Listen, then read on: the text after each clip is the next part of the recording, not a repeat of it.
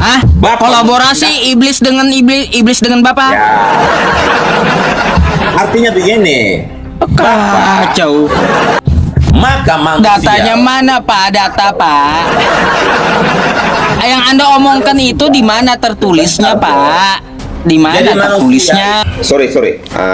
Saya lagi ada tamu. Saya turun sebentar ya. Nanti ada tamu saya sebentar. Alasannya apa teman-teman? Ada tamu. Aduh.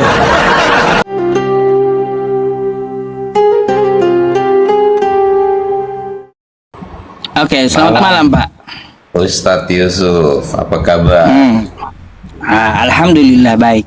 Kira-kira ada yang mau kita diskusikan malam ini? Ya, di sini jasa iblis dalam salib. Kira-kira maksudnya abang apa ini jasa iblis dalam salib abang? Ya, kira-kira jasa iblis itu ya seperti apa? Contoh, jasanya dia membisikkan rencana sehingga terjadinya penyalipan. Itu salah satu jasanya.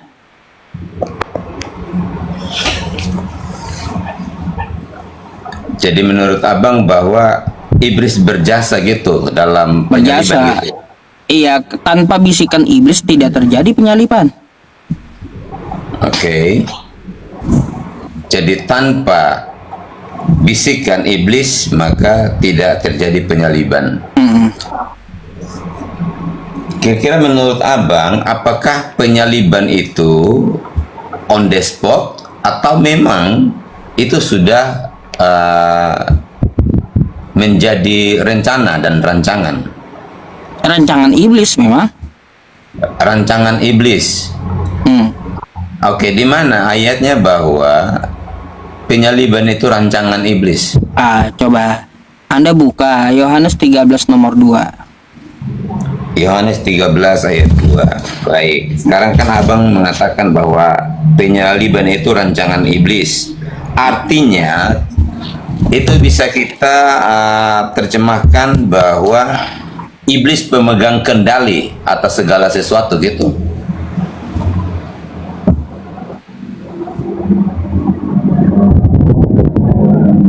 Yohanes 13 nomor 2. Oke. Mereka sedang makan bersama dan iblis telah membisikkan rencana dalam hati Yudas Iskariot, anak Simon, untuk mengkhianati dia. Jadi abang tahu nggak bahwa sebelum Yohanes 13 ini, ketika iblis membisikkan kepada rencananya untuk membunuh Yesus, abang tahu nggak bahwa sebelum ini sebenarnya iblis itu sudah berniat untuk membunuh Yesus? Saya nggak urus yang lain gitu. Tapi penyalipannya rencana iblis. Ya, jadi gini Bang Ustadz Yusuf, bahwa sebelum peristiwa ini terjadi, ketika Yesus hendak datang, itu sudah mau digagalkan oleh iblis. Yang mana adalah ketika Yusuf, suami Maria, tahu bahwa Maria sedang hamil, padahal mereka belum menikah. Saya nggak bicara tentang itu.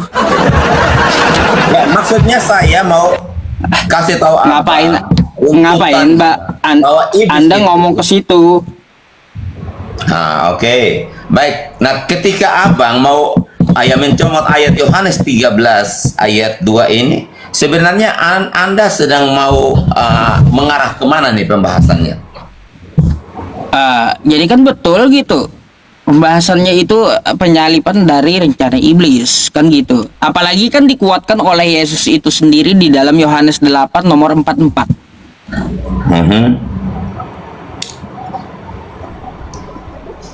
Nah, iblislah bapamu. Kamu menghendaki, ya kata Yesus, menjalankan kehendak bapamu itu. Karena iblis itu menyukai dari awal itu pembunuhan terhadap manusia. Yesus kan mau dibunuhnya tuh ya di tiang salib. Kan kayak gitu. Itu adalah rencana iblis. Jadi gini, Bang Yusuf, bahwa supaya Bang Yusuf dan teman-teman tahu bahwa yang namanya Tuhan Maha Kuasa artinya dia pemegang kendali segala sesuatu. Artinya bahwa dia yang merencanakan dan merancangkan segala sesuatu yang ada di alam semesta ini. Dia adalah the greatest pembuat rencananya ya. Jadi segala sesuatu itu sudah direncanakan dan dirancangkan dengan sempurna oleh Tuhan. Bahkan sebelum Tuhan menciptakan iblis, sebelum Tuhan menciptakan manusia, Tuhan sudah tahu bahwa iblis dan manusia itu akan jatuh.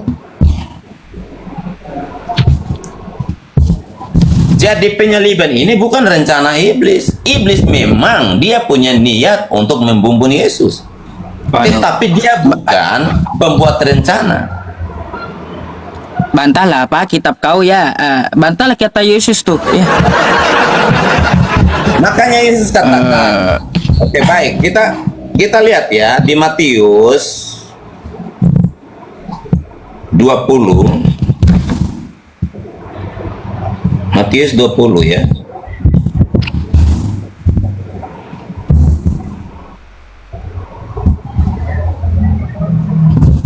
Di sini dikatakan bahwa sama seperti anak manusia datang bukan untuk dilayani, melainkan untuk melayani dan untuk memberikan nyawanya menjadi tebusan bagi banyak orang. Jadi Yesus sudah tahu bahwa tujuannya dia datang ini untuk apa, dia tahu. Makanya dia katakan bahwa dia datang itu bukan untuk dilayani, melainkan untuk melayani dan memberikan nyawanya menjadi tebusan bagi banyak orang. Oh. Jadi dia diutus ketika dia datang itu membawa misi yang sudah disiapkan oleh Bapa buat dia. Oh, baik. Berarti Yesus mengetahui Bapa ingin dia terbunuh di tiang salib gitu. Kita lihat ya Yohanes 3 ayat 16. Di situ dikatakan karena begitu besar kasih Allah akan dunia ini sehingga ia mengaruniakan anaknya yang tunggal supaya barang siapa yang percaya kepadanya tidak binasa melainkan beroleh hidup yang kekal. Ada nggak kehendak Bapa agar Yesus anaknya itu mati di tiang salib? Ya. Di mana? Oke, kita lihat ya ketika proses dalilnya di mana? Sebentar. Sebelum ke sana, saya kasih contoh ya. Ketika Abraham, Tuhan menguji Abraham untuk mempersembahkan anaknya yang tunggal, anaknya tunggal Abraham yaitu Ishak menjadi korban. Di situ ketika Tuhan menguji Abraham, apakah iman Abraham itu benar? Apakah Abraham akan tetap taat dan patuh percaya kepada Tuhan? Ketika Tuhan meminta supaya Abraham mengorbankan Ishak, itu adalah gambaran dari Bapa yang akan mengorbankan anaknya yang tunggal. Nggak nyambung. Kok nggak nyambung? Bagaimana sih? Nggak nyambung. Saya minta dalilnya di mana kehendak Bapa agar Yesus mati di tiang salib. Bukan contoh kayak gitu, bukan. Ya. Asumsi itu. Jadi kemetongannya Yesus itu memang sudah dinubuatkan sebelum Yesus datang. Mana kehendak Bapa agar dia mati di tiang salib? Kejam kali ini Bapak ini ingin membunuh anaknya di tiang salib rupanya. Jadi begini ya Bang Yusuf, bahwa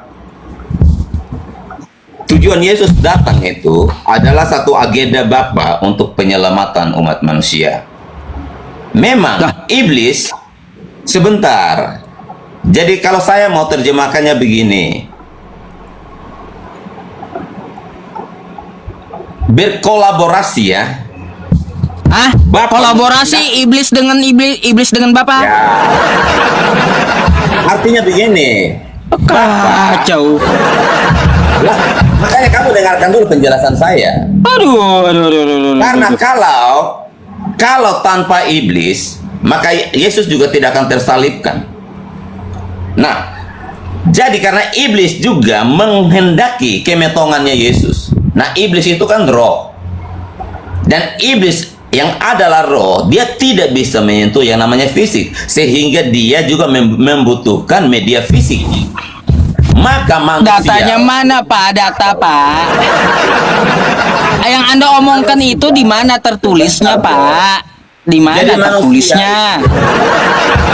media fisik yang dipakai iblis untuk menyalibkan Yesus, karena tidak mungkin juga Yesus itu menyalibkan dirinya sendiri, dan Parah. tidak mungkin juga Bapak akan menyalibkan anaknya.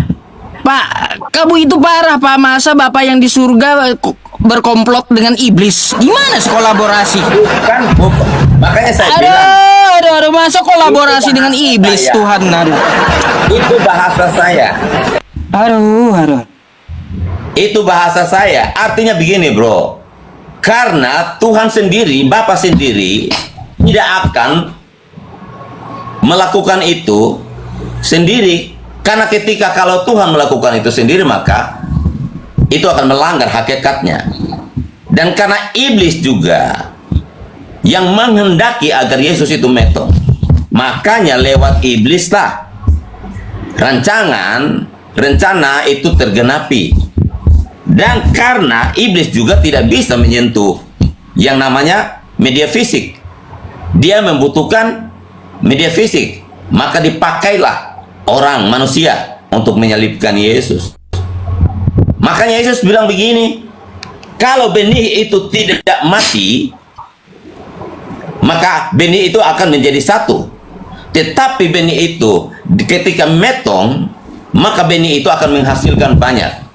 Maka itu Yesus katakan, Yesus datang bukan untuk dilayani, anak manusia datang bukan untuk dilayani, melainkan melayani dan untuk memberikan nyawanya menjadi tebusan bagi banyak orang.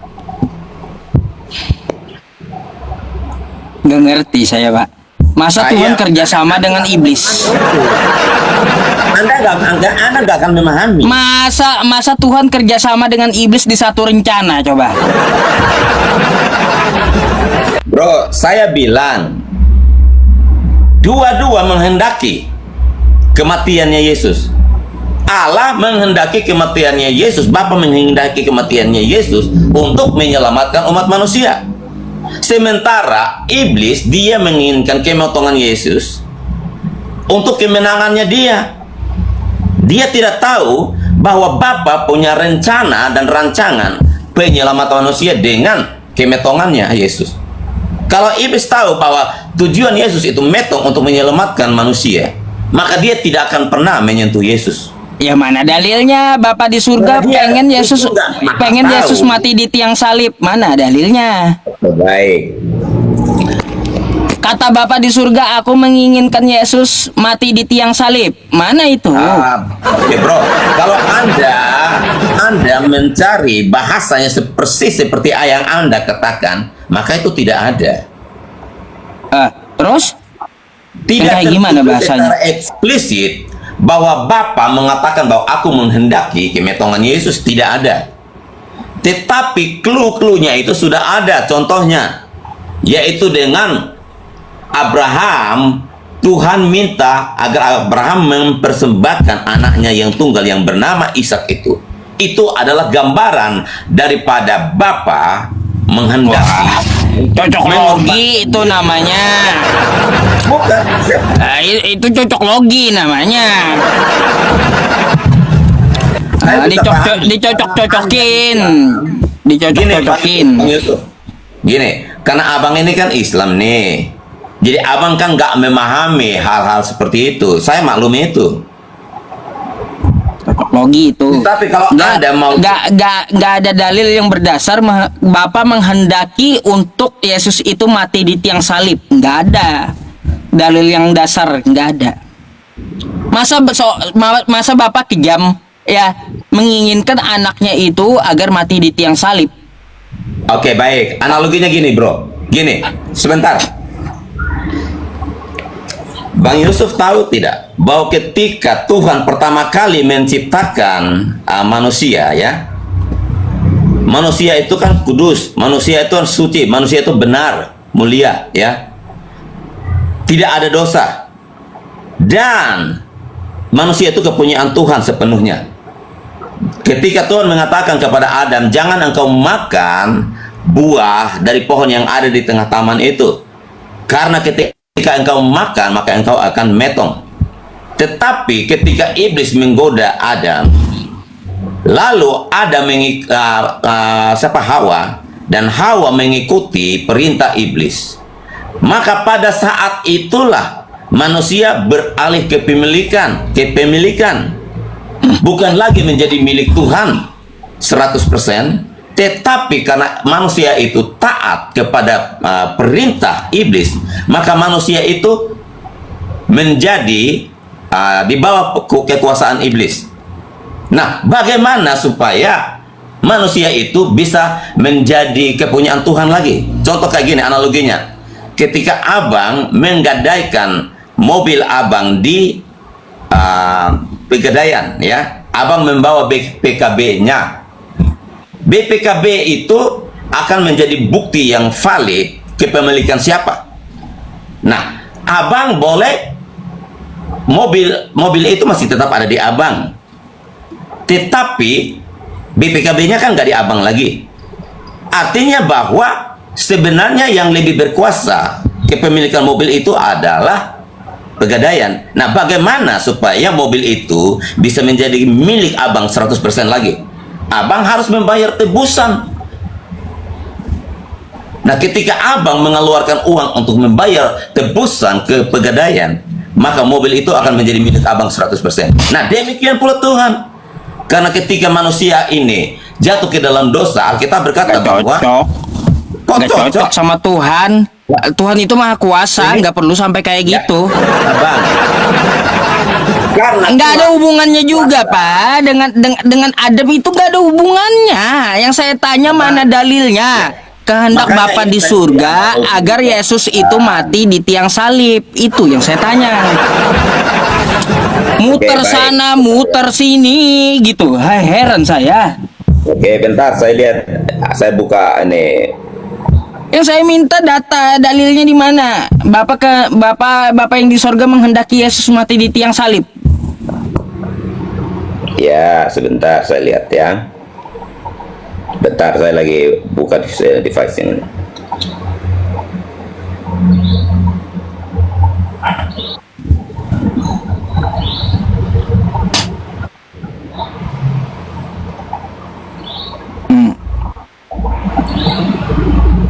Sebentar bro, ini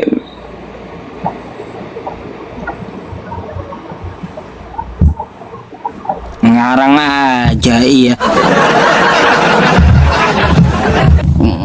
Udah cari dulu, saya mau ambil air minum dulu ya teman-teman, sebentar ya.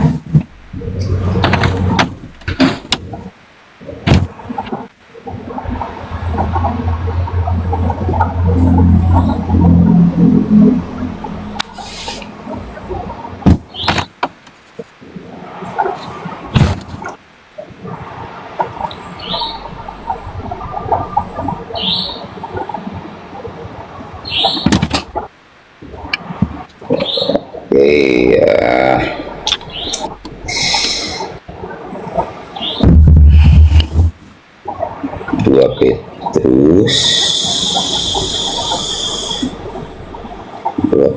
Dua Petrus, bentar bang, Ustadz ya. 2 Petrus.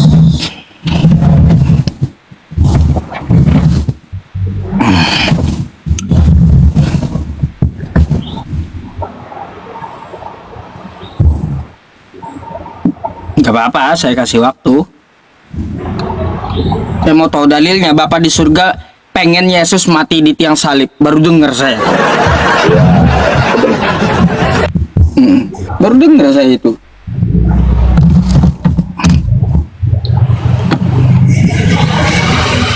Sorry, saya lagi ada tamu.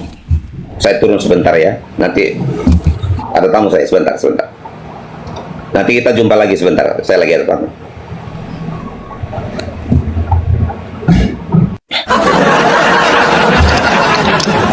Ada.